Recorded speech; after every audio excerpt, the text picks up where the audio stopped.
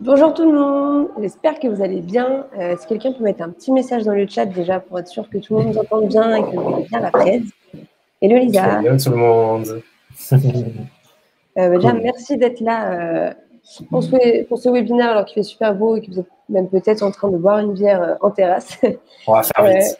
N'hésitez pas à mettre une petite description dans le chat, comme a dit Thomas, pour vous présenter un petit peu et dire un peu où vous en êtes dans votre prospection. Si vous avez des questions pendant le webinaire, n'hésitez pas à les mettre dans l'onglet vraiment questions pour qu'on s'y retrouve bien. Bonjour, moi c'est Tiffany. J'espère que vous me connaissez déjà, je suis la responsable marketing de Chewepic. Donc, Chewepic, on est une plateforme qui met en relation les meilleurs freelances de la tech et de la transfo digitale avec des entreprises. Notre but, c'est de vous trouver des missions qui vous correspondent, mais aussi de vous accompagner sur tous les aspects de votre vie d'indépendant.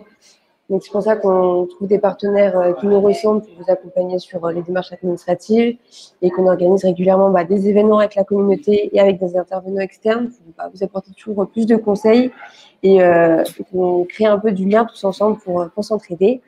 Et aujourd'hui, sujet phare qui restera, je pense, le plus gros sujet de tous les freelances, c'est comment trouver des clients. Donc aujourd'hui, on accueille Et Thomas, je pense que je vais te laisser te présenter. Et ouais, encore une fois, n'hésitez pas à mettre une petite description dans le chat et toutes les questions dans l'onglet questions. Thomas, c'est à toi. Merci bien. Je me présenterai à la fin. Je prends l'habitude maintenant de me présenter à la fin et de rentrer directement dans ce qui intéresse les gens plutôt que de passer du temps à parler de moi. Du coup, bonne soirée tout le monde. Très heureux de vous rencontrer.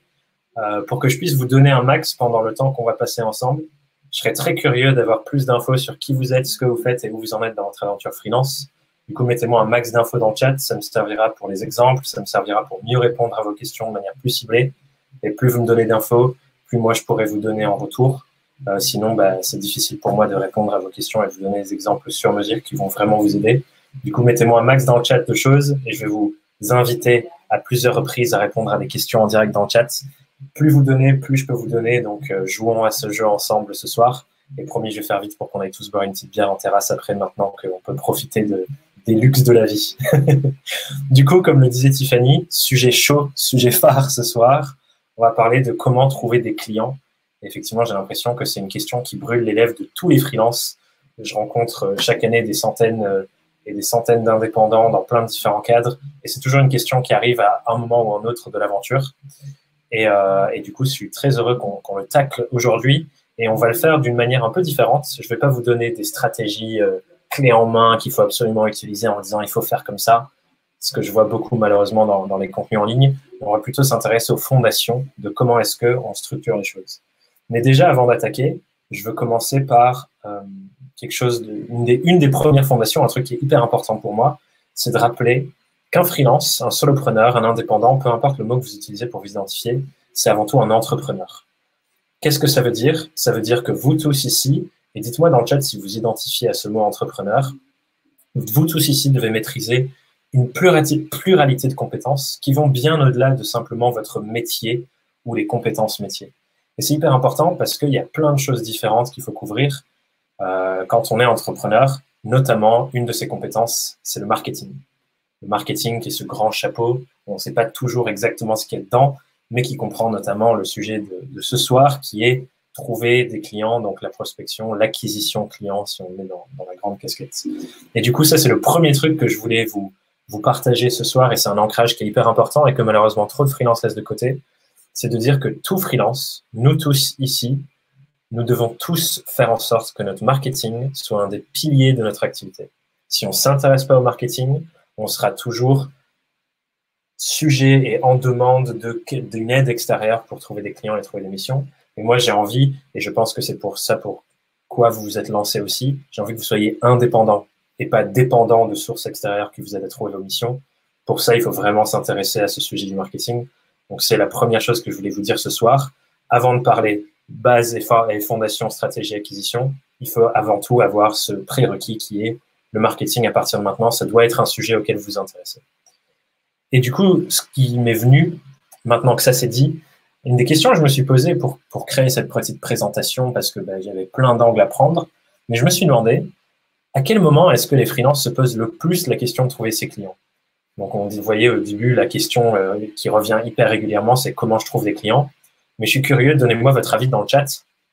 Dites-moi, à votre avis, à quel moment est-ce que les freelances se posent le plus la question de comment je fais pour trouver des clients? Je suis curieux de, si vous-même vous la posez, ou vous vous l'êtes posé dans le passé, à quel moment est-ce que vous vous l'êtes posé le plus? Et j'imagine que pour certains, vous allez dire, Thomas, la réponse est assez évidente, mais je suis curieux de voir. Du coup, il y a Anissa qui dit, c'est au moment de se lancer en tant que freelance. Effectivement. Et une fois qu'une mission est terminée, dit Myrna, c'est quoi le point commun, du coup, entre le moment où on se lance et le moment où une mission est terminée? C'est que souvent, on se pose cette question quand on n'a pas de clients. On se pose la question de comment je fais pour trouver des clients quand on n'en a plus. Et j'imagine que quand vous regardez ce petit graphe, peut-être que vous vous reconnaissez là-dedans. En tout cas, moi, je sais que c'est le quotidien de beaucoup de freelances. C'est d'avoir des missions et des charges de travail et la rémunération qui va avec un peu en dents de scie. On a une mission, elle se termine. Parfois, il y a un temps où on n'a rien, puis on retrouve une mission, puis elle se termine, etc. Et du coup, on a toujours cette sorte d'activité à deux phases, des phases très chargées où on a plein de choses à faire, on avance à fond, et des phases qui sont moins denses et moins chargées.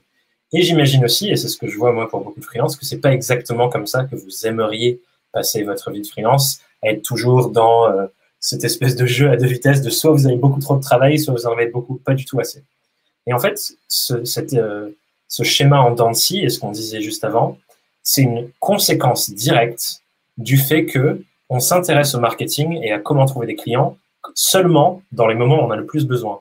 Anissa disait, et au début c'est normal du coup, parce que quand on se lance, on n'a pas de clients, donc forcément c'est une question qui nous intéresse. Mais si on se la pose pas de manière récurrente et que la seule fois où on se la pose, c'est quand on n'a plus de mission, et en quelque sorte c'est déjà trop tard, parce que du coup, on a besoin de nouveau de temps avant de trouver la prochaine. Et du coup, c'est la seconde chose que je voulais vous partager ce soir. La première, c'était de faire en sorte que le marketing, ce soit un pilier de notre activité. Et la deuxième, c'est de toujours dédier une partie de son temps de travail au fait de travailler sur son propre business et donc sur son marketing et donc sur son acquisition. Parce que je vois beaucoup trop d'indépendants, et dites-moi dans le chat si c'est votre cas, qui dès qu'ils ont une mission, ils se mettent en mode « Ok, je fais que bosser pour mes clients ».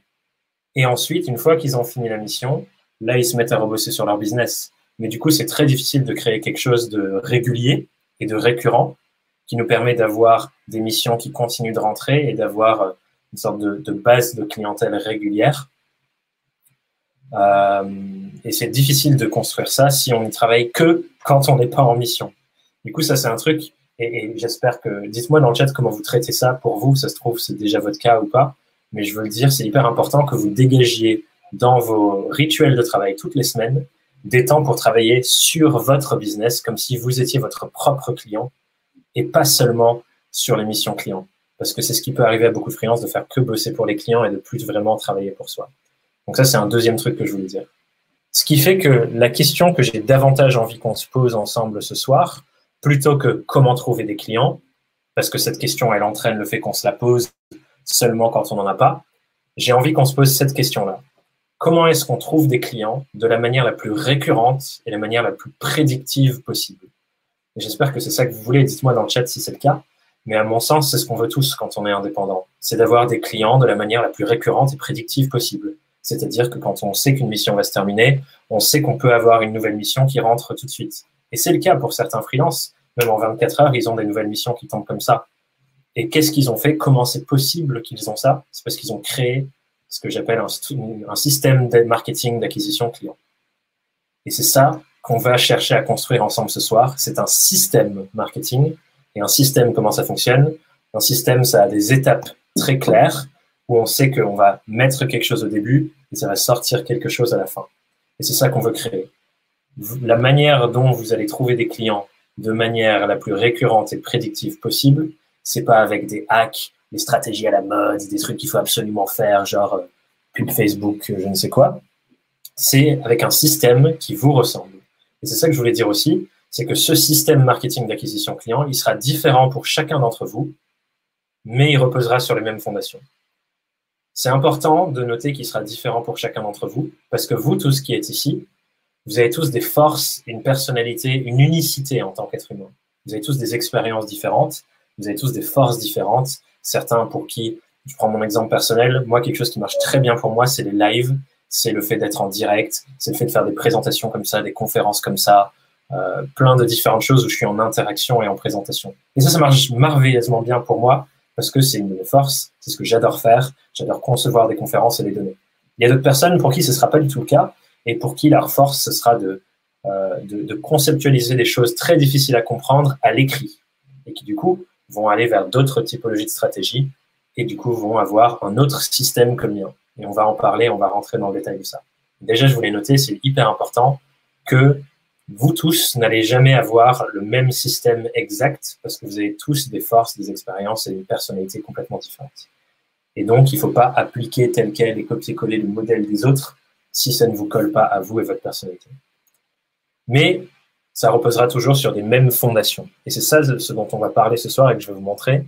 C'est les fondations que vous devez avoir pour votre système d'acquisition client, les fondations de votre marketing quelque part. C'est quoi ces fondations? Pour les comprendre, on va se concentrer dans un premier temps sur la base de toute activité économique. Toute activité économique fonctionne comme ça, et là je fais un exemple pour le freelancing, mais ça fonctionne pour toute entreprise finalement. C'est qu'il y a un être humain, ici c'est vous les freelances, donc vous êtes l'être humain qui est à gauche ici.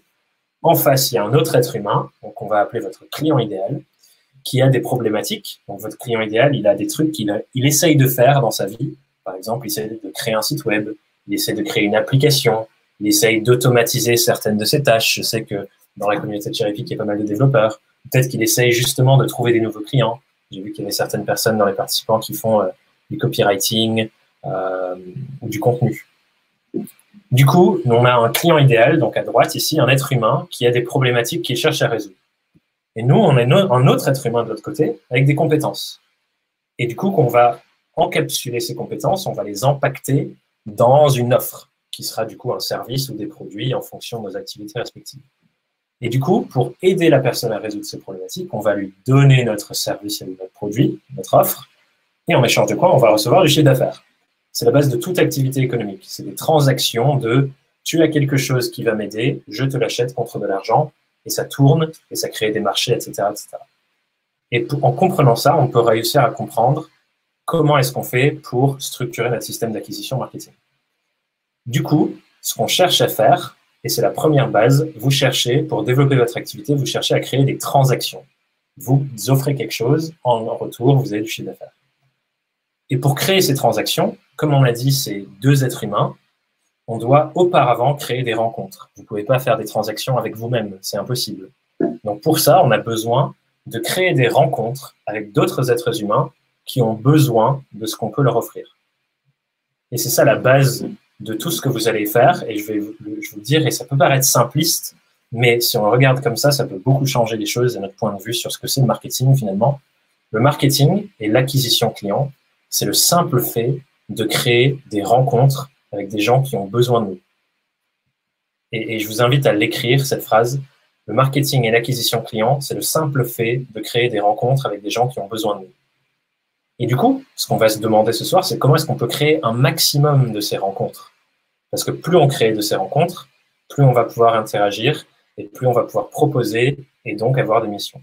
Donc je le répète, la base de tout, c'est une rencontre entre un être humain avec des problématiques précises qu'il cherche à résoudre, on va appeler ça le client idéal, et un être humain, vous, avec des solutions à ces problématiques précises. Et ce qu'on veut, c'est générer un maximum de rencontres et le faire de la manière la plus régulière possible. Dites-moi dans le chat si ça vous parle, comme ça, si j'ai du feedback, ça m'aide à continuer d'avancer ou pas. Dites-moi dans le chat si ça vous parle, cette histoire de rencontre. Du coup, pour ça, pour créer ces rencontres, on a besoin de 3 critères à savoir. Il y a 3 critères à savoir avant de faire quoi que ce soit au niveau de comment je génère ces choses-là. On va réfléchir à ça, c'est les fondations avant la stratégie.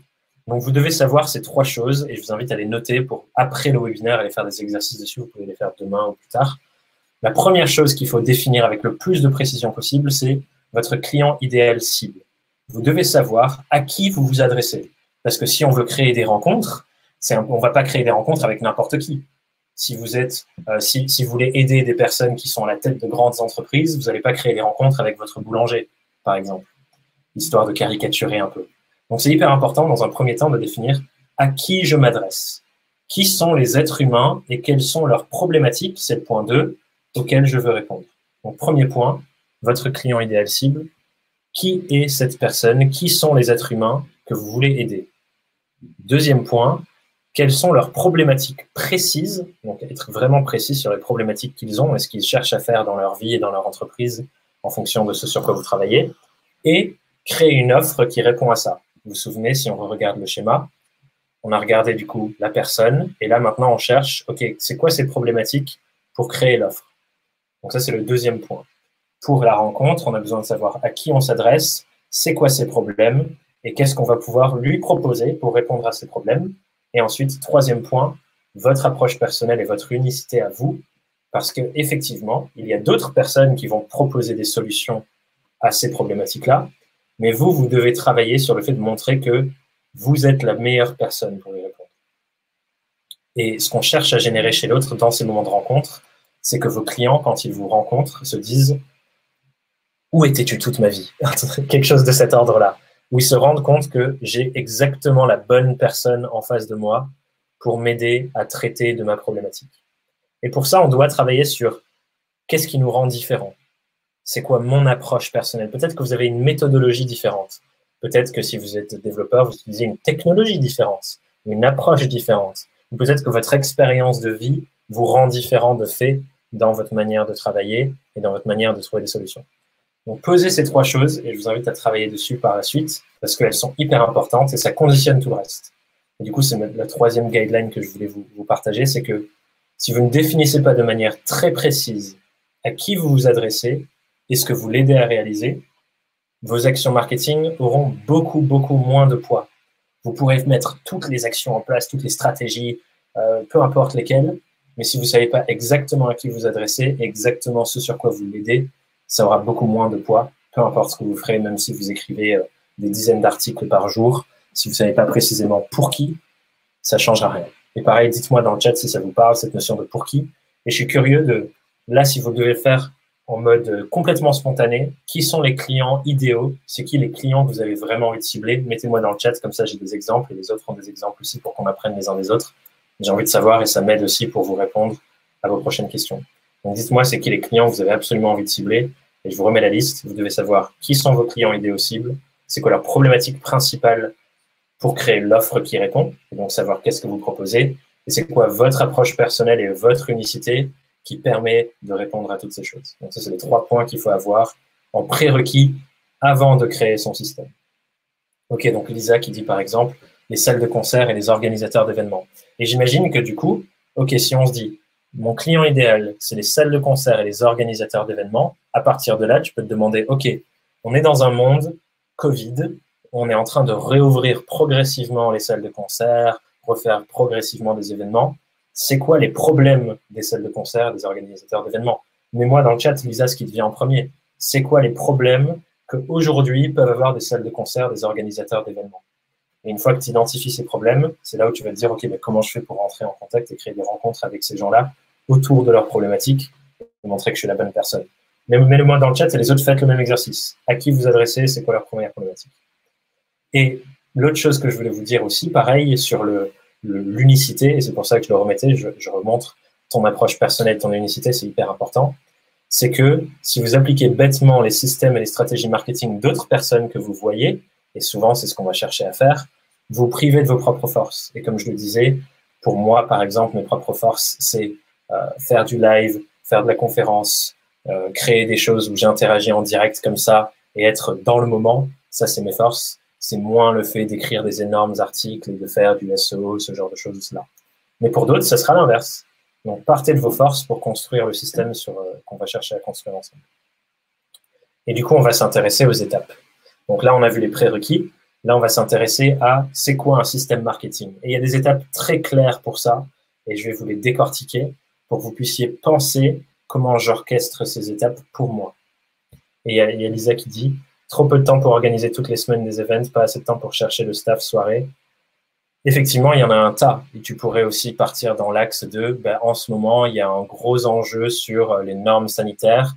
Et peut-être que tout le monde ne sait pas exactement comment les mettre en place. Et du coup, il y a un gros besoin de faire en sorte que les événements soient bien aux normes sanitaires et ainsi de suite. Peut-être qu'ils se disent au final, je vais aller plus vers de l'événementiel digital et en ligne, et que du coup, tu pourrais les aider à digitaliser leur expérience, les expériences et les événements qu'ils créent et qu'ils proposent justement dans le monde Covid. Enfin voilà, il y a plein d'axes. L'idée, c'est d'aller discuter avec eux, même directement, pour comprendre ces axes. Mais rentrons dans le système. J'utilise pour ça un modèle. On ne va pas tout voir ce soir parce que j'aurai malheureusement pas le temps et j'essaye de garder les timings, mais je vais faire de mon mieux, Tiffany, promis. Du coup, j'utilise un système qui est en 10 phases.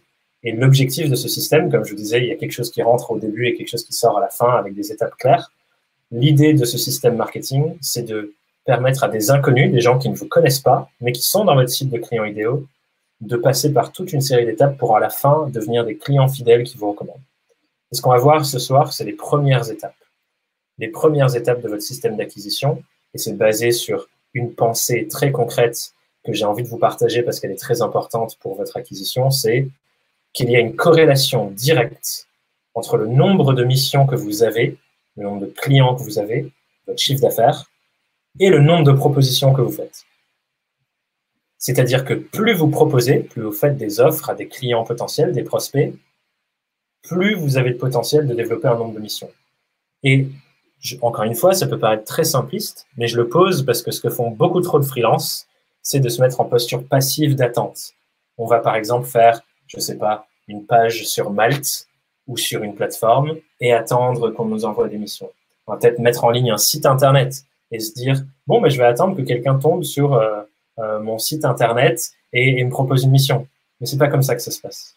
Et du coup, c'est hyper important, vous pouvez noter cette phrase aussi, une corrélation directe entre le nombre de missions que vous avez et le nombre de propositions que vous faites à des clients potentiels.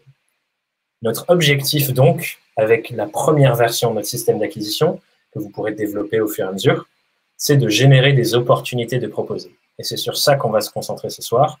On va vouloir générer un maximum de rencontres avec nos clients idéaux et dans ces rencontres, des opportunités pour proposer notre aide et proposer notre offre. Et vous verrez que on ne peut pas juste proposer comme ça dès le début, dès qu'on rencontre quelqu'un alors qu'on ne les connaît pas du tout et qu'ils ne nous connaissent pas du tout. Il y a un ordre à suivre et je vais vous le présenter juste derrière. Et ça s'appelle la phase de prévente. Du coup, dans ces 10 étapes dont je vous parlais avant, on va se concentrer là sur les 5 premières qui sont visibilité, attention, contact, lien et proposition. Et comme on disait avant, notre objectif, c'est de générer un maximum d'opportunités de proposition. Et je vais vous décortiquer les 5 étapes pour qu'on fasse les choses bien dans l'ordre. Donc, à chaque fois, une étape va avoir un objectif très précis. Pour cet objectif, on va pouvoir mettre en place des stratégies et des tactiques. Et il y a une différence. Stratégie, c'est plus vision long terme. Tactique, c'est sur l'instant. Et des leviers marketing. Les leviers marketing, c'est des outils différents. Un site internet, c'est un levier marketing. Un article de blog, c'est un levier marketing, etc. Donc, on va décortiquer les étapes. Il y en a 5. Et pour chaque étape, du coup, je vous parlais de levier marketing. Je vais vous donner des exemples. Il faut savoir déjà, et ça pareil, si vous n'êtes jamais intéressé au marketing, peut-être que vous allez le découvrir là, ou peut-être que vous le savez déjà, il y a 2 grandes familles de leviers marketing. Il y a ce qu'on appelle l'inbound marketing, c'est du coup des stratégies marketing qui permettent d'attirer à soi nos clients idéaux en créant une sorte de chemin, comme le petit poussé qui laisse des pierres derrière lui pour qu'on le suive. C'est la même idée pour attirer vos clients. Et il y a des stratégies d'outbound marketing, c'est le fait d'aller chercher nos clients idéaux en les ciblant de manière précise là où ils sont déjà. Et ce qui est super important pour vos stratégies marketing et pour votre système d'acquisition, c'est d'avoir un équilibre entre les deux, de l'inbound et de l'outbound. Et je vous donne des exemples. Inbound, qu'est-ce que c'est? C'est notamment les stratégies de SEO, de référencement naturel. Créer du contenu qui vous permet d'apparaître plus haut dans les résultats de recherche Google pour que quand quelqu'un tape, par exemple, comment créer un site internet, vous puissiez être dans les premiers résultats. La création de contenu, donc, qui va de pair avec ça. Par exemple, moi, une des grandes choses que je mets en place pour mes clients dans mes accompagnements, mes coachings et mes formations pour les indépendants, c'est d'avoir un podcast qui s'appelle Young, Wild and Freelance. D'ailleurs, je ne sais pas s'il y en a qui sont dans le chat ici qui connaissent le podcast, mais c'est une des grandes choses que j'ai mises en place et c'est de l'inbound marketing pour qu'on me découvre et qu'on connaisse mon travail. Ensuite, il y a tout ce qui est réseaux sociaux, création de contenu sur les réseaux, être présent sur les réseaux, développer une page Instagram, enfin voilà, plein de choses à faire. Merci Lisa, trop contente que tu sois auditrice, ça me touche. Donc voilà, social media, bouche à oreille, affiliation, enfin voilà, il y a plein de différentes choses. L'intérêt de l'inbound marketing, c'est que sur le long terme, ça devient un effet de levier super puissant. Aujourd'hui, mon podcast, j'ai plus de 60 épisodes. Et ces 60 épisodes qui travaillent la nuit pour moi. Il y a des indépendants qui vont découvrir mon podcast et écouter tous les épisodes à la suite. J'ai plus besoin de mettre d'énergie dedans parce que ça travaille pour moi. Donc, l'effet de levier, il est absolument incroyable. Mais à long terme, il faut travailler beaucoup pour faire en sorte que ça fonctionne. D'où l'intérêt d'avoir aussi de l'outbound marketing. C'est-à-dire, il y avait un exemple de Christina dans le chat qui est freelance en Google Ads, publicité digitale, que ce soit des Google Ads ou Facebook Ads ou YouTube Ads, bref, toute la forme de publicité digitale, c'est de l'outbound. On va chercher nos clients où ils sont déjà de manière précise. Le réseautage, ça peut être ça aussi. Aller à des événements précis parce que vous savez que vos clients idéaux vont à ce genre d'événement, c'est une forme d'outbound marketing pour aller les rencontrer. La prospection, c'est pareil. Vous allez contacter directement les personnes avec qui vous voulez travailler. Outbound, on va les chercher. Les relations presse, c'est pareil, etc., etc. Ce qui est intéressant avec l'outbound, c'est que souvent, c'est des stratégies qui ont une efficacité assez rapidement actionnable. C'est-à-dire que pour prospecter, vous pouvez envoyer 100 mails dans une journée, si on veut voir les choses en grand, et c'est possible d'avoir des résultats là à l'instant. Alors que si vous écrivez un grand article de blog, ben, il va falloir, avec le temps que ça nourrisse, pour qu'il y ait des vrais gros résultats. Du coup, c'est important de jouer sur les deux tableaux. Inbound, parce que c'est des effets de levier assez prédictibles et réguliers à long terme. Outbound, parce que c'est efficace à court terme et mesurable. Donc, c'est important d'avoir l'équilibre entre les deux. Et je suis curieux d'ailleurs, pour ceux qui ont déjà testé des choses dans votre acquisition marketing et pour vos clients, si vous avez déjà les deux et si vous n'avez pas du tout les deux. Et c'est important de jouer sur cet équilibre. Et du coup, je le redis, guideline numéro 5, un bon système d'acquisition client pose à la fois des actions inbound et des actions outbound. Parce que ce que je vois trop souvent les freelances faire, c'est l'un ou l'autre. Prospecter quand on n'a plus de mission. Dès qu'on trouve une mission, on arrête. On finit la mission, on se remet à prospecter de nouveau. Et c'est un cycle sans fin et c'est une course contre la montre à chaque fois pour trouver des nouvelles missions. Donc, ces gens-là ont besoin de travailler sur de l'inbound. À l'inverse, je vois trop de freelance. Et attendez, je crois qu'il y a quelqu'un qui a besoin de la box. Tu as besoin de la box? Ah non, c'est bon, il y a le téléphone. Je crois qu'il y a quelqu'un qui a un rendez-vous à 18h30. Si jamais je bougerai dans la box d'à côté, ne vous en faites pas. On n'arrivera pas à la fin. Ok, très bien. Super intéressant, Lisa. Du coup, comme je le disais au début, c'est important de jouer sur les deux tableaux. Vous avez tous besoin, dans vos semaines, à mon sens, d'un temps défini pour jouer sur votre business et travailler sur votre business. À vous de définir le temps que ça représente en fonction de votre réalité en ce moment. L'idée, c'est que ce soit le plus régulier possible. Je ne vais pas vous dire il faut que ce soit une journée entière de travail, ça dépend de tout le monde. Et on construit petit à petit et on développe petit à petit. Et ça dépendra aussi du niveau de où vous en êtes dans vos missions et c'est quoi vos besoins. Si vous n'avez aucune mission, faites plutôt de l'outbound qui sera plus efficace à court terme. Et ensuite, travaillez sur l'inbound et inversement. Mais c'est variable pour tout le monde. Il n'y a pas de recette secrète de il faut que ce soit un jour par semaine ou 2 heures par jour. Il y a plein de manières de faire. En tout cas, il faut que ce soit une partie. Et souvent, on dit un tiers, mais je ne suis pas sûr que ce soit forcément un tiers. Chacun trouve. Du coup, je vous propose qu'on rentre directement dans les 5 étapes. On a vu qu'il y en avait 5. Et on va commencer par la première étape, visibilité. Donc, dans la visibilité, je vous rappelle, un objectif, des stratégies et tactiques et des leviers qui sont soit de l'inbound, soit de l'outbound. Et je garde un œil derrière au cas où il faut que je bouge. Je n'ai pas compris si vous voulez que je bouge. On verra. Du coup, c'est quoi la première étape? L'étape de la visibilité, c'est le moment où un autre être humain vous découvre pour la première fois. C'est-à-dire qu'on a nos clients idéaux qu'on cible et on cherche à faire en sorte qu'ils nous découvrent, qu'on se rende visible auprès d'eux. Et du coup, votre objectif dans cette phase, c'est faire en sorte que un maximum de nouvelles personnes qui correspondent à vos clients idéaux vous découvrent. Et je suis curieux, je vais vous poser la question à chaque étape. Aujourd'hui, comment vous faites pour que de nouvelles personnes vous découvrent? Et j'ai même une question juste après, par rapport à vos anciens clients. Posez-vous la question, elle est intéressante à se poser. Comment est-ce que la plupart de vos clients actuels ou passés, et vous pouvez d'ailleurs vous poser la question avec vos meilleurs clients, comment est-ce qu'ils vous ont découvert pour la première fois? Est-ce qu'ils vous ont découvert suite à une recommandation, c'est-à-dire que quelqu'un vous a présenté à eux?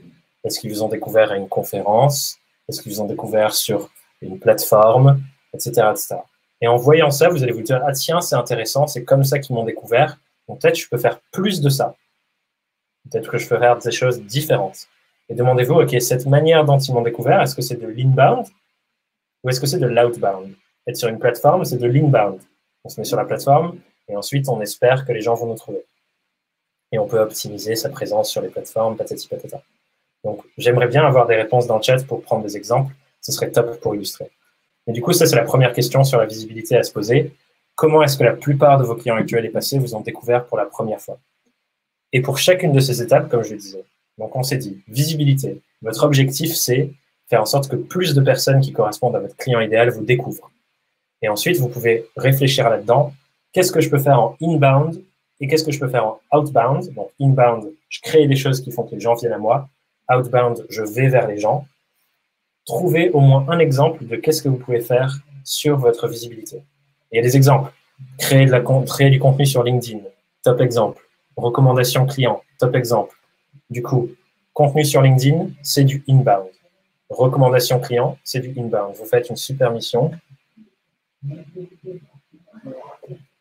Je reviens 2 secondes.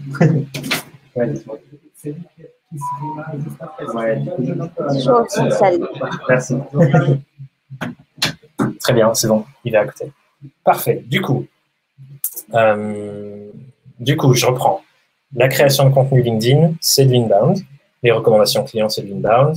Les recommandations d'amis de la même profession, c'est de l'inbound. Plateforme, c'est de l'inbound, etc.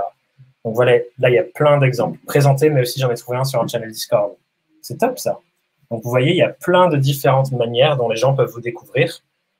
À court terme, je vous recommande d'aller plus loin dans ce qui marche déjà pour vous. Si ça marche déjà, c'est que ça a déjà porté ses fruits. C'est une bonne piste à exploiter. Donc, allez plus loin là-dedans. Deuxième chose, ensuite, c'est de se dire, OK, si c'est de l'inbound, essayons d'avoir quelque chose de l'équilibre dans l'autre manière de faire. Donc, ça, c'est la première étape. Une fois qu'on s'est rendu visible, la seconde étape, c'est l'étape de l'attention. On veut capter l'attention des gens qui nous ont découverts. Parce que souvent, et l'exemple des posts sur LinkedIn, c'est un très bon exemple, il se passe plein de choses sur LinkedIn. Donc peut-être que les gens vont voir notre publication et voir notre nom. Donc peut-être que voilà, je vais voir un post de Christina sur LinkedIn, mais je vais juste le voir, je vais voir Christina, et ensuite je vais passer mon chemin parce que ça n'a pas attiré mon attention.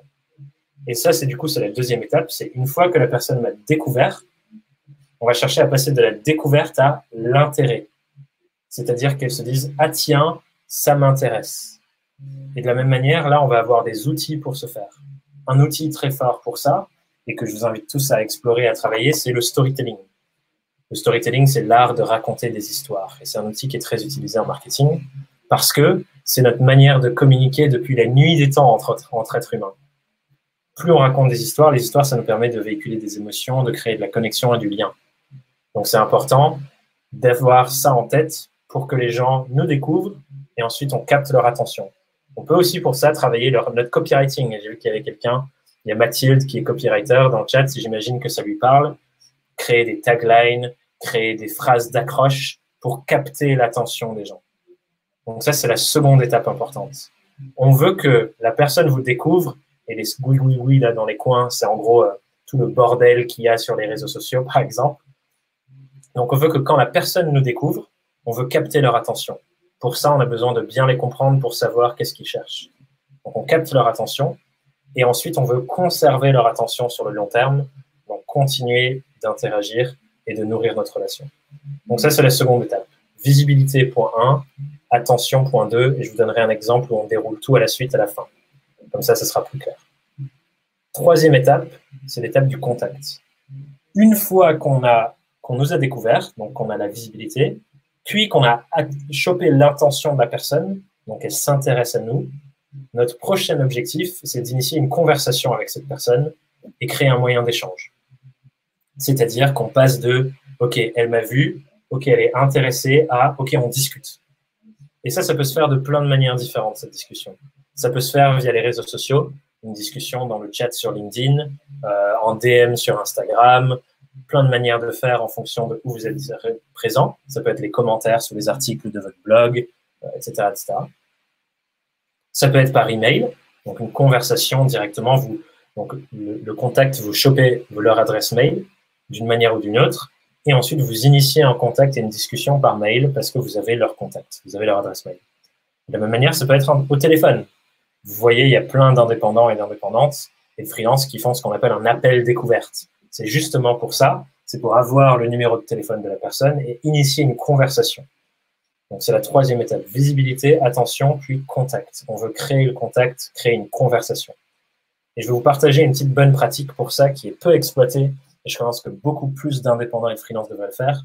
C'est d'utiliser un système de CRM, c'est-à-dire, en anglais, ça veut dire Customer Relationships Management. C'est simplement un système de suivi pour garder trace de avec qui j'ai parlé, qu'est-ce qu'on s'est dit, est-ce que c'est une personne potentiellement intéressée par ce que je fais, etc. Du coup, ça peut se présenter de manière très simple. Vous pouvez avoir un tableau où vous listez les noms des personnes avec qui vous avez eu des conversations. Vous listez leur adresse mail et leur numéro de téléphone. Et l'objectif, c'est d'avoir leur mail et leur téléphone pour pouvoir continuer de nourrir la relation dans le futur. Et ensuite, vous notez des informations sur ces personnes comme, OK, voilà ce qu'elle fait, elle en est à tel endroit, elle a besoin de telle ou telle chose, pour voir si oui ou non, vous pouvez l'aider et lui faire la fameuse proposition dont on parlait au début. Et ça, c'est quelque chose sur lequel je vous invite vraiment à vous concentrer, si ce n'est pas encore le cas. Commencez à construire une sorte de base de données de clients potentiels. Parce que trop souvent, on rencontre des gens qui sont potentiellement intéressés et qui on pourrait aider et qui sont juste pas forcément encore au même bon moment. Et dans un mois, si on leur propose quelque chose dans un mois, ce serait le moment parfait pour eux. Mais comme on n'a pas suivi et qu'on les laisse repartir dans la nature, finalement, on ne travaille jamais ensemble. Alors que c'était juste une question de timing. C'est le seul truc qui n'allait pas. Et du coup, je vous invite vraiment à faire ça parce que du coup, une fois qu'on comprend que, ah tiens, cette personne-là, je peux potentiellement l'aider dans quelques temps, et que vous notez ça dans votre CRM, et HubSpot est une très bonne version, comme le dit Christina, vous pouvez vous dire, OK, ben, cette personne-là, je vais la recontacter dans un mois et lui poser la question de où t'en es, comment je peux t'aider, est-ce que c'est le bon moment pour toi pour qu'on parle de tel sujet, etc. Et rien que ça, ça peut faire la différence entre une mission qu'on aurait eue ou pas, parce qu'on ne les a pas recontactés. Donc, clairement, c'est hyper fort de suivre ça. Et je vous invite vraiment à vous concentrer sur les êtres humains que je rencontre et avec qui j'initie des conversations, de continuer de créer du lien sur le long terme et suivre pour voir à quel moment est-ce que c'est possible qu'on avance ensemble et qu'on crée quelque chose ensemble, on travaille ensemble. Ce qui m'amène au quatrième point. Une fois qu'on a eu la première conversation et qu'on a commencé à faire notre base de données de voilà, j'ai eu le mail de telle personne et j'ai discuté avec elle, ou j'ai eu un appel avec telle personne, j'ai discuté avec elle, on vient à la quatrième phase qui est la phase du lien. Notre objectif, c'est de créer une relation de confiance avec notre client potentiel, avec le prospect. Vous vous souvenez, je vous disais que tout ce qu'on fait là, c'est un jeu de création de rencontres. Donc, on veut créer des rencontres entre vous, un être humain freelance, et un être humain client potentiel. Et après la rencontre, on veut créer de la confiance. Parce que plus vos clients auront confiance en vous, vos potentiels clients auront confiance en vous, et plus vous aurez confiance en eux, plus le lien entre vous sera fort, plus votre probabilité de travailler ensemble va monter. Et pour ça, je voulais vous partager 4 niveaux de confiance. Je creuse plus loin sur ça dans un de mes épisodes de podcast si ça vous intéresse d'aller plus loin. Mais je voulais vous partager parce qu'il y a 4 niveaux à travailler qui sont un peu schématisés ici. Donc, pour développer du lien entre vous et vos clients potentiels et développer de la confiance, il faut que vous travaillez sur ces 4 niveaux. Le premier niveau, il est évident, c'est la confiance de vos clients envers vous. Si votre client ne vous fait pas confiance, il ne travaillera pas avec vous. Donc, il faut réfléchir à qu'est-ce que je peux faire pour que mes clients potentiels me fassent davantage confiance. Il y a plein de manières de le faire. Le deuxième volet, c'est comment vous pouvez vous faire confiance davantage à vous-même. Donc, vous voyez, on a fait la première flèche, client potentiel, confiance en vous. Puis, vous, confiance en vous-même. Donc, travailler sur sa confiance en soi. Il y a une énorme différence entre proposer quelque chose auquel on ne croit pas vraiment et proposer quelque chose où on a la certitude que c'est exactement la bonne chose pour la personne. Ça change tout dans notre manière de proposer. Donc, travailler sur sa confiance de nous envers nous. Troisième niveau, c'est notre confiance de nous envers notre client. Si à la base, on ne fait pas confiance au projet de la personne et qu'on pense que son projet, il est foireux, ou ça ne va pas marcher, ou qu'on lui-même ne fait pas confiance pour nous payer, c'est évident que dans le lien, il y a quelque chose qui ne va pas bien se passer sur la mission. Donc, c'est hyper important de travailler ce troisième niveau de notre confiance envers notre client, parce que tout le reste de la mission et tout ce qui va se passer derrière dépend aussi de ça. Et le quatrième niveau, c'est la confiance de notre client en lui-même et en son projet. Et ça, on n'en parle pas suffisamment. Mais je vous donne un exemple. Imaginons, moi, par le passé, quand j'étais freelance à 100% sur des missions de stratégie de marque et de branding, je travaillais beaucoup dans l'écosystème startup. Je travaillais beaucoup avec des startups parisiennes, soit en création, soit en phase de pivot, quand elles changeaient de produit. Et souvent, j'avais des conversations avec les fondateurs qui venaient me voir, surtout ces gens qui démarraient, et je leur demandais à quel point est-ce qu'ils croyaient en leur projet. Et je voyais que la majorité des personnes qui étaient un peu hésitantes, qui disaient « Ah, j'ai une idée, mais je sais pas trop ce que ça va rendre », étaient bien plus frileuses dans le fait de vraiment investir sur leur projet et travailler avec moi. Alors que les gens qui avaient vraiment confiance en leur projet, confiance en leur capacité à faire en sorte que ça marche, étaient bien plus prêtes à travailler avec moi et à se lancer dans le fait d'investir sur leur projet et donc de prendre un freelance pour bosser avec eux. Et du coup, c'est important qu'on les aide à, si c'est pertinent, développer cette confiance en eux et en leur projet. Et si on y croit, leur dire, par exemple. Donc ça, c'est les 4 niveaux de confiance. Et c'est important de les cultiver en créant du lien avec la personne. Donc ça peut se passer plusieurs appels, ça peut se passer je reprends contact avec la personne un mois plus tard, ça peut se passer en envoyant des ressources, donc quelque chose que je faisais régulièrement après ma première conversation. Donc il y avait visibilité, puis ensuite attention, puis ensuite contact. Et du coup, contact pour moi, c'était on va se prendre un café et on discute dans un café. Et ensuite, lien. Après la première discussion, où j'avais les contacts de la personne, on avait discuté, je lui ai envoyé un premier mail en disant « Génial notre conversation, c'était top de te rencontrer, de rencontrer ton projet. Il y a des petites choses qui me sont venues en tête, je pense que ça pourrait t'aider. » Et je lui ai envoyé des liens vers des articles, des vidéos, une référence d'un livre qui pouvait l'aider. Et ça crée du lien entre nous, parce que directement, je me mets en mode « J'ai envie de contribuer à ton projet ». Ça augmente sa confiance en moi, parce que du coup, je lui offre des ressources qui lui semblent pertinentes et qui peuvent l'aider. Et du coup, si elle les trouve pertinentes, c'est encore mieux. Ça l'aide à voir que je suis engagé, etc. Donc, ça crée du lien entre nous. Donc ça, c'est hyper important. Et je le répète, plus le lien entre vous et l'autre personne est fort, plus le potentiel de travailler ensemble augmente. Et ça, c'est aussi quelque chose qui est hyper intéressant sur le sujet de la concurrence. C'est que si vous êtes meilleur que tous les autres freelances de votre domaine à créer du lien humain et du lien de confiance avec vos clients potentiels, c'est évident qu'ils préféreront travailler avec vous parce qu'ils se sentiront plus en connexion avec vous. Et on ne choisit pas les gens que pour leurs compétences, on les choisit pour le lien qu'on a avec eux. Donc, ne vous différenciez pas seulement par le prix ou par les compétences, différenciez-vous par le lien que vous créez avec les clients que vous avez vraiment envie d'aider. Et ensuite, 5e point, une fois que le lien est suffisamment fort, vient le moment de concrètement proposer quelque chose pour aider, donc de faire une proposition. Et je vais vous dire un petit truc drôle là-dessus, parce que souvent, c'est ce que je vois aussi. Si vous posez jamais la question, la réponse sera toujours non. Ce qui veut dire que si vous ne proposez jamais rien, alors personne ne viendra vous dire oui, parce que vous n'avez rien proposé. Et ça, je le vois récurremment sur plein de freelances qui ont des gens autour d'eux, qui savent qui ils sont, qui savent ce qu'ils font, que ça pourrait aider, et avec qui ils ont un lien fort, donc ils sont parlé plein de fois, et bref, ils ont confiance l'un dans l'autre, mais à qui ils n'ont jamais rien proposé. Des gens qui ont plein de personnes, plein de potentiels clients autour d'eux, avec qui ils ont un fort lien, mais ils leur ont jamais rien proposé alors qu'ils savent qu'ils pourraient les aider.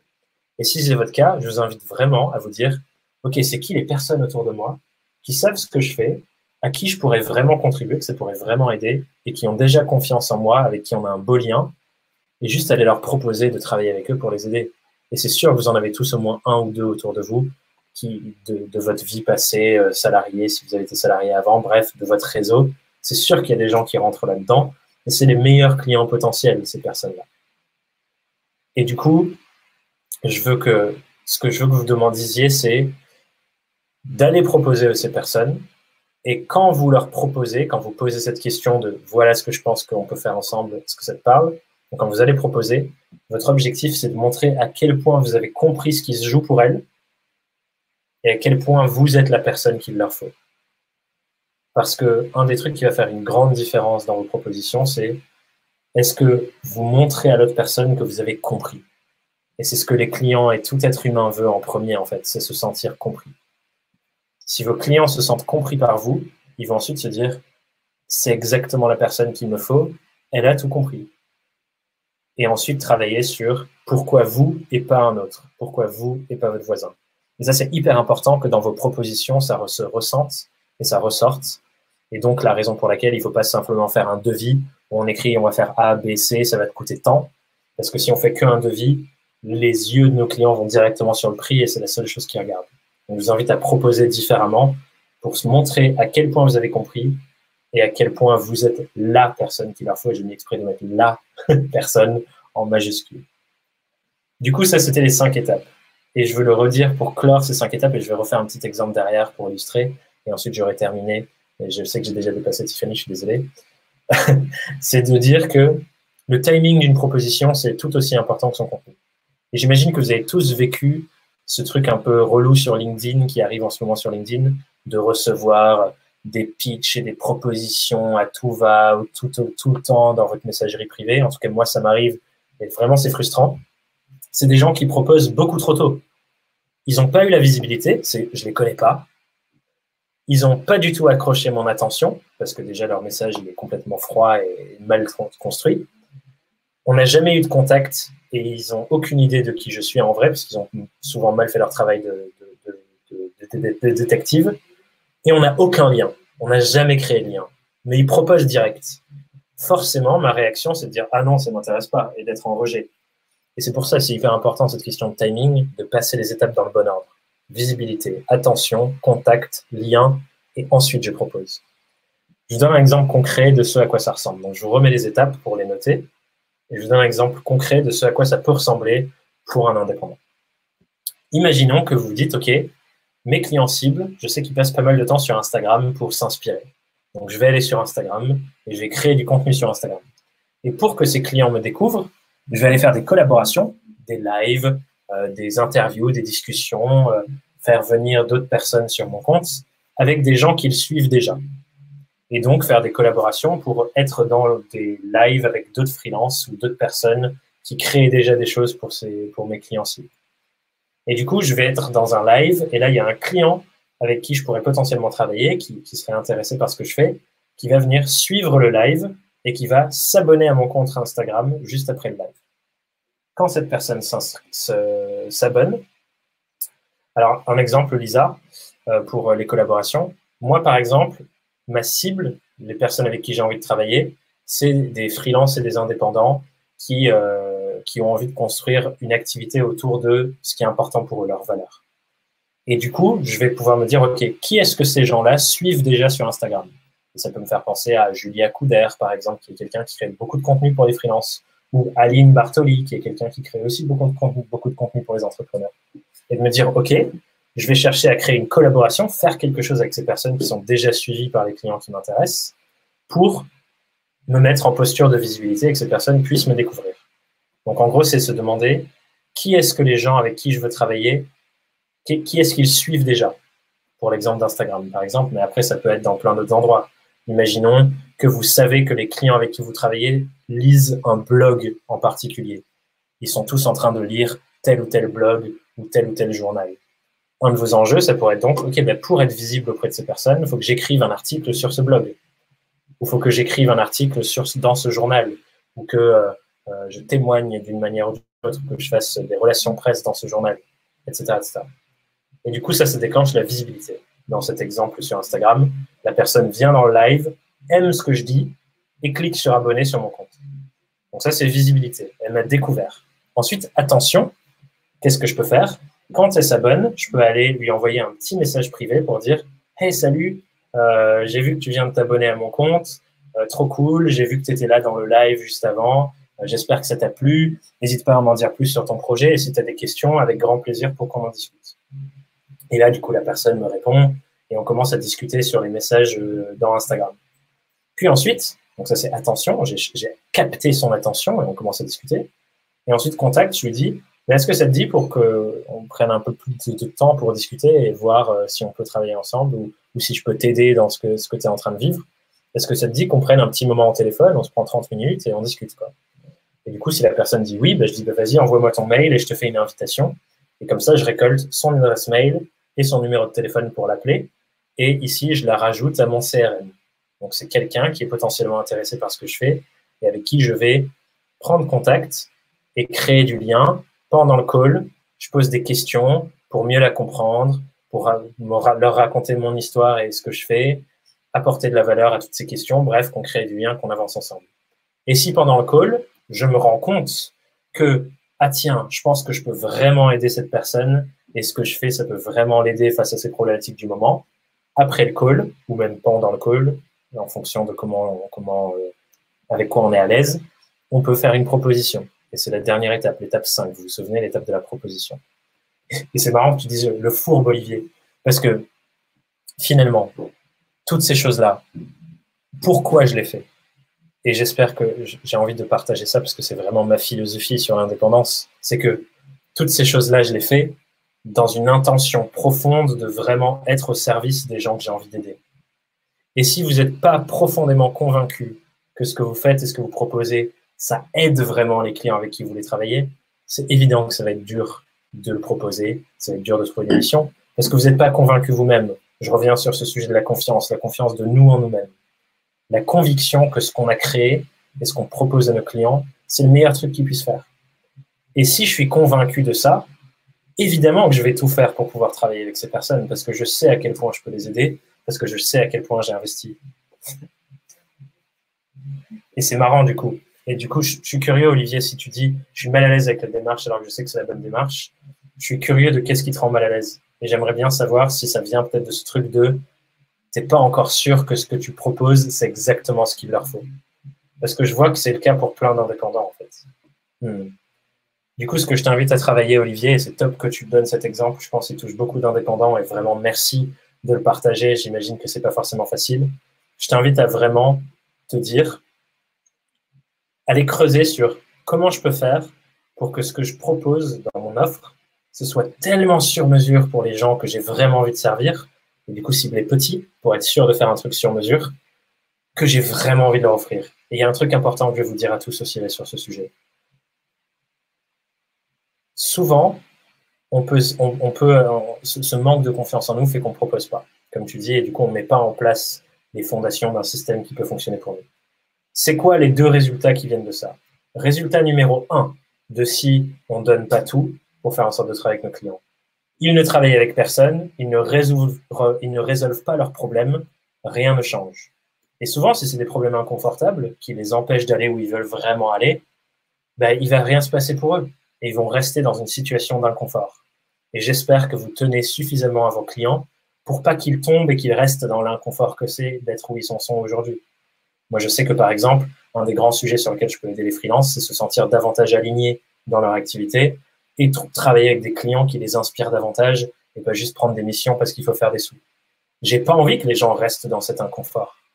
J'ai pas envie qu'ils en restent dans cette douleur de travailler que sur des missions qui leur font chier. Donc, c'est de mon devoir de tout faire pour les sortir de là si je sais que j'en suis capable. Donc, ça, c'est un premier truc. Si rien ne se passe, si on ne construit pas ces choses-là et qu'on ne fait pas du marketing pour être au service, il ne se passe rien pour eux et rien ne bouge. La deuxième option, c'est qu'ils aillent travailler avec quelqu'un d'autre. Mais aucun d'entre nous n'a aucune certitude sur ce que les autres vont faire. Moi, j'ai aucune certitude sur à quel point mes concurrents sont autant engagés que moi dans ce qui est important pour moi. J'ai aucune certitude sur le fait que quelqu'un d'autre, et je vois plein de gens pour qui je sais que c'est pas le cas, va vraiment se dépasser pour chaque personne qu'il a envie d'accompagner. Par contre, moi, je sais que moi, je suis prêt à mettre ça et à tout faire pour que tous mes clients avancent comme j'ai envie qu'ils avancent. Et ça, vous avez le contrôle. Vous avez le contrôle, vous, sur votre niveau d'engagement pour chacun de vos clients. Vous n'avez pas le contrôle sur le niveau d'engagement de vos concurrents. Du coup, laisser certains clients partir travailler avec d'autres, c'est courir le risque qu'ils soient déçus parce que les autres n'ont pas autant envie de les aider que vous. Et je veux le dire, c'est hyper important parce qu'on peut se dire le marketing, c'est exploiter, c'est vendre des tapis, c'est faire de l'argent sur le dos des autres. Bien au contraire. Bien au contraire. Le marketing, c'est nous donner les moyens d'être le plus possible au service des gens qu'on a vraiment envie d'aider et de tout donner pour les aider. C'est une démarche de service. Clairement. Merci Tiffany de remettre la petite phrase. Et du coup, ce que je vous invite à faire, c'est vraiment de réfléchir à comment vous pouvez construire votre système qui vous ressemble. vous avez des exemples là qui sont peut-être pas votre manière de faire. Partez de vos forces. Qu'est-ce que vous aimez? Là où vous êtes bon, et posez vos actions sur ces 5 leviers. Je vous remets le petit schéma. Visibilité, puis attention, puis contact, puis lien, puis proposition. Et j'espère vraiment que ça vous a plu ce soir. Et si c'est le cas, et je vous montre là du coup le côté un peu méta, qu'est-ce qu'on a fait ce soir? Ce soir, on a fait visibilité. Vous m'avez découvert pour la plupart. Puis on a fait attention. J'espère que j'ai capté votre attention avec cette présentation. Et maintenant, pour vous montrer le système et comment il fonctionne en live avec moi là, ce que je vous invite à faire, c'est venir suivre mon travail dans ma newsletter. C'est le meilleur moyen de suivre tout le meilleur de ce que je donne. Toutes les semaines, je passe presque 2 heures à écrire un mail le plus poussé possible pour apporter un max aux indépendants. Donc, si ça vous parle, vous le trouverez sur mon site qui est là à l'écran. Et du coup, c'était la phase contact. Et mon objectif ensuite, c'est de créer un lien et de vraiment apprendre à vous connaître pour vous donner un max et vous aider. Et merci Mathilde, je suis vraiment ravi que la newsletter te parle à fond. Donc là, vous avez un autre exemple de comment ça fonctionne ce système-là et comment vous pouvez vous aussi l'appliquer à vous. J'espère que ça vous a plu. Je sais qu'il y a une petite question dans l'onglet questions. Comment relancer un client potentiel qui ne fait plus signe? C'est une excellente question, Jean-Hugues. Et je vois qu'il y a 2 upvotes, donc je vais y répondre. Un client potentiel qui ne fait plus signe, ce que je t'invite à faire, c'est de te demander dans quel état d'esprit il était au moment où je l'ai rencontré. C'était quoi ses besoins à l'époque?